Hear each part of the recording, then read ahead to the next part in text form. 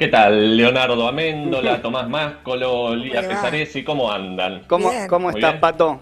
Bien arriba te Muy despertaste. bien, muy bien. No, estaba viendo el programa, muy interesante la entrevista de recién, bueno, así que ya bien, bien levantado. Bien, ¿y cómo viste los debates de los últimos días? Guzmán, Basualdo, Energía, FMI, de todo. Bueno, sí, hoy quería charlar un poco con ustedes sobre estas semanas, no sé si vieron, pero se viene dando mucho algunos fenómenos de polarización política y se muestran en las grandes tapas de los medios de comunicación, de los diarios, en las radios y en la televisión, polarizaciones que parece que son insalvables y luego pasan. La vimos hace 2, 3 semanas con el caso de la presencialidad en las clases de la ciudad de Buenos Aires, esa pelea donde se ponía en un polo a Larreta, que se había volcado con los halcones del sector de Cambiemos, y parecía que Fernández pasaba a ser un kirchnerista, un cristinista duro, y le daba la espalda al ministro de Educación, ese portador sano del larretismo que es Trota.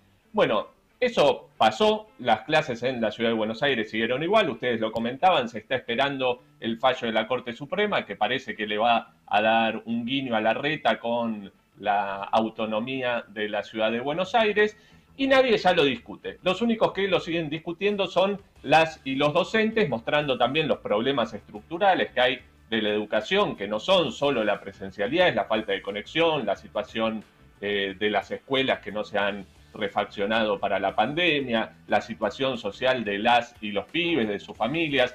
Todo eso solo siguen tomándolo los docentes, porque después el sector del oficialismo, sean funcionarios o también los sindicatos, incluso acá en la ciudad de Buenos Aires, han dicho, si existía esa pelea, ya no me acuerdo. Pero no ha sido la única batalla política, digamos, que se ha dado. Esa situación tensó mucho a todos los medios de comunicación durante las últimas semanas, pero desde este viernes vimos cómo se desató una nueva crisis política con una interna entre el gobierno. Podríamos decir que hubo una colisión dentro de la coalición de gobierno. Esto también está mostrando que hay una serie de ritmos acelerados de crisis social, sanitaria, que se transforman en crisis política, pero tenemos que ver qué trasfondo hay detrás de las polarizaciones y esas discusiones políticas. La crisis que se abrió el viernes, obviamente, ustedes la vienen tomando también, es la pelea entre Martín Guzmán y Basualdo.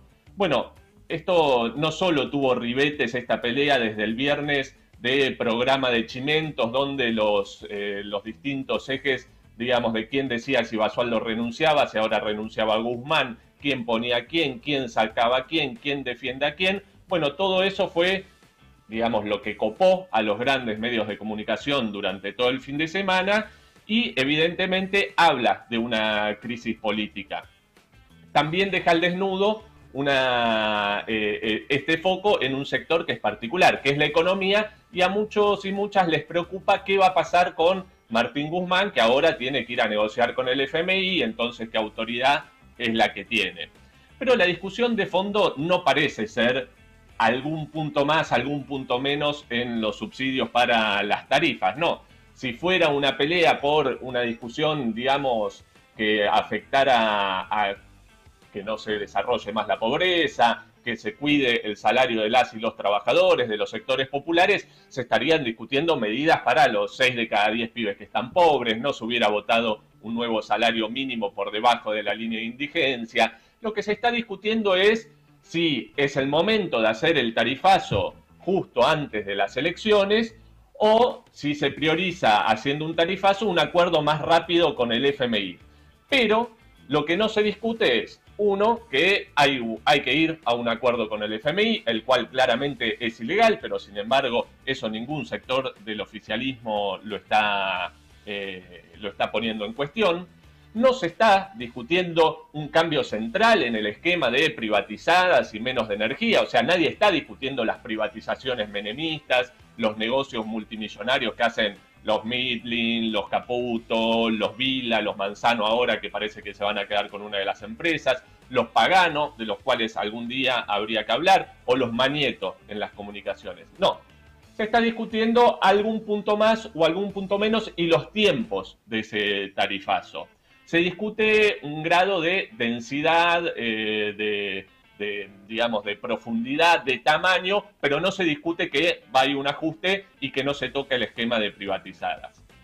Ayer incluso Carlos Pagni en su editorial, alguien a quien nadie puede acusar de izquierdista, tomaba que este mismo presupuesto que ya contemplaba este tarifazo, se votó en la Cámara de Senadores y de Diputados, o sea, lo votó incluso la fracción kirchnerista del gobierno, Cristina, Máximo, además de Sergio Massa y los distintos sectores que están dentro del gobierno.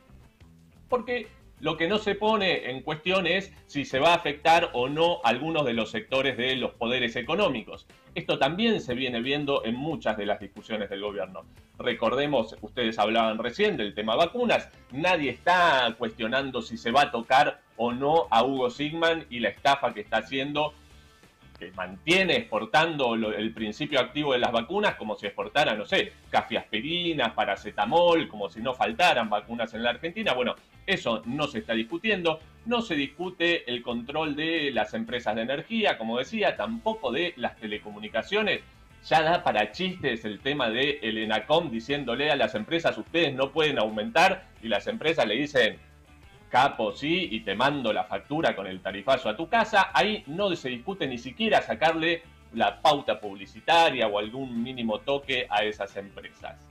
Tengamos en cuenta entonces que lo que estamos viviendo es un ajuste en medio de una pandemia histórica.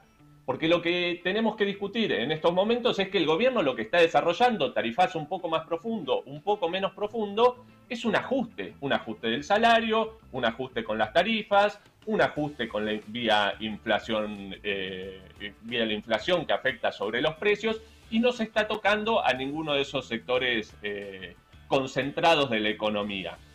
Entonces, con estas polarizaciones, tanto la que fue con Larreta como ahora con la crisis que hay incluso dentro del gobierno, me parece que se corre un peligro que es el siguiente. Es decir que hay grandes choques políticos por arriba, pero no se está hablando de lo que está pasando por abajo. Y que es que hay una respuesta a esta situación social y a este ajuste que se viene mostrando. Ustedes lo venían tomando muy bien. Tenemos en las últimas semanas la huelga vitivinícola en Mendoza y en Salta, donde los trabajadores de los más olvidados de la provincia bloquearon a las grandes bodegas, esas que exportan para todo el mundo. Tenemos a las y los trabajadores del Citrus de Tucumán también peleando contra los dueños de sus provincias. El otro día en el Obelisco veíamos la confluencia de ocupados y desocupados, donde se unieron aeronáuticos, ferroviarios, trabajadores y trabajadoras de la salud, de la energía, de la salud, del Garrahan, del Arcade, de distintos hospitales, a los docentes. Estamos viendo también cómo salen los choferes de colectivos a pelear, los tercerizados de ferrocarril, las tomas de tierra. Bueno, vemos bien que fenómeno de emergencia de la lucha de clases que lo venimos marcando y se viene resaltando.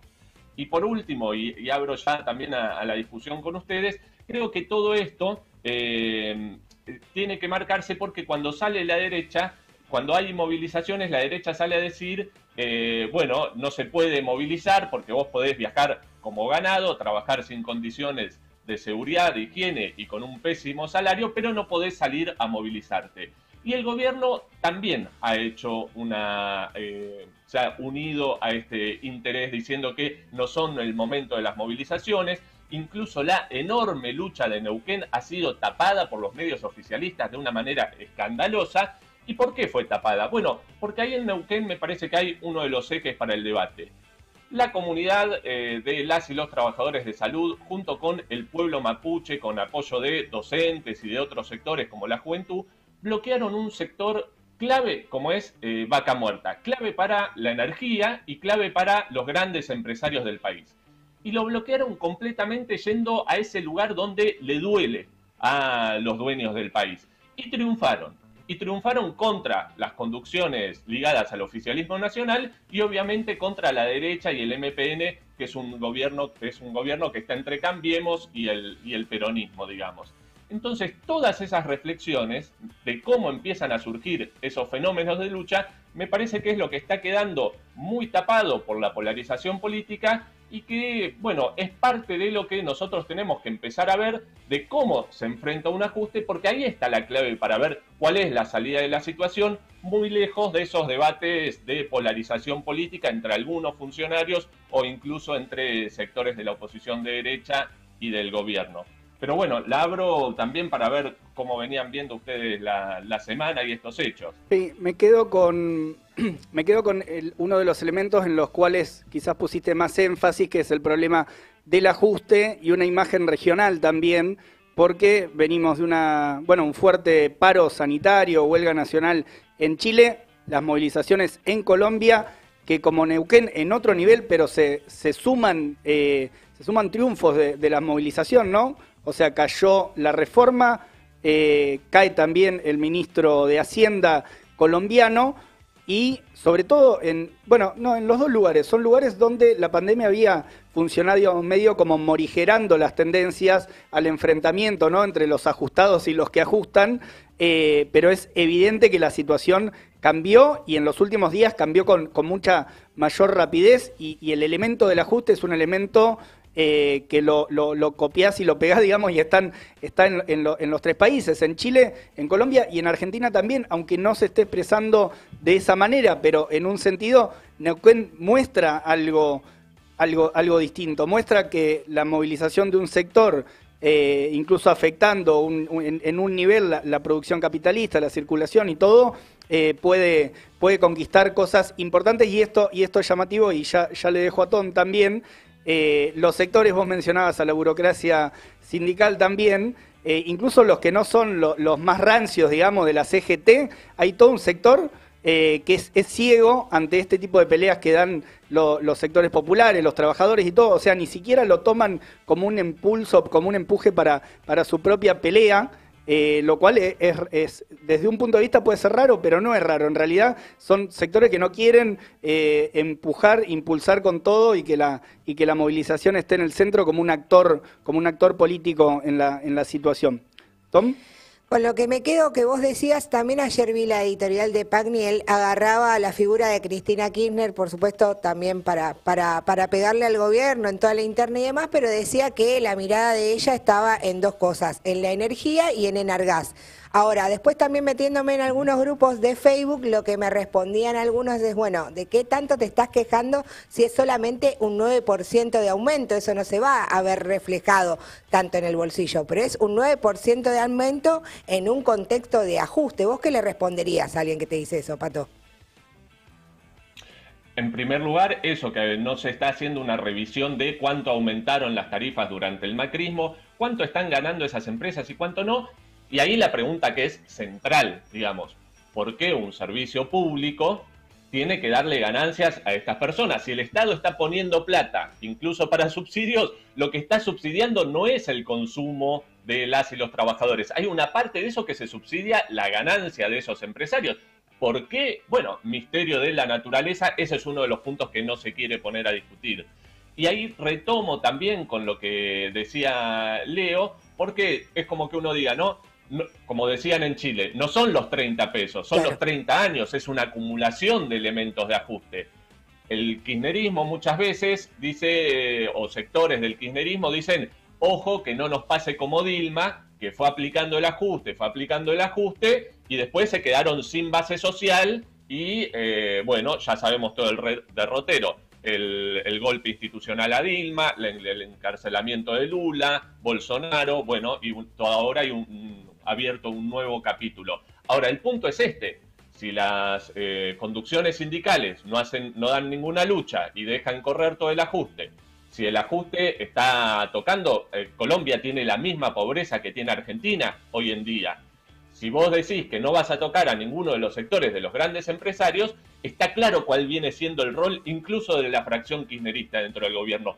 Desmoralizar a todo sector que quiera decir, no, acá la clave es salir a pelear y no dejar pasar el ajuste Y me parece que viendo lo que está pasando en Colombia, como lo que pasó en Chile, y la apuesta que tenemos que hacer nosotros, es toda la contraria. Es decir, señores, tenemos que ver lo que está pasando en Colombia y decir el ajuste se frena en las calles y no poniendo expectativas en algún funcionario un poco más progresista o menos progresista. Bien, el debate semanal con Patricio del Corro. Y antes de despedirte, Pato, bueno, ¿cuál es tu saga de ciencia ficción favorita? Ahí lo puse. No sé si es ¿califica? ciencia ficción o es más tipo Tolkien o No, alguna variante porque así, pero es la del peronismo nacional y popular, esa saga que cada tanto vuelve a sacar algún capítulo y siempre termina, ¿no? Es más ficción que ciencia. Ayer tuvo un nuevo capítulo porque fueron a hacer la CGT de Bahía Blanca después de un año, creo, sin hacer medidas. Hicieron una misa ahí para pedir la salvación por todos los trabajadores. Así que se pusieron místicos. Encomendados a las manos del Señor. Gracias. Son el Gandalf de mi saga de ciencia ficción.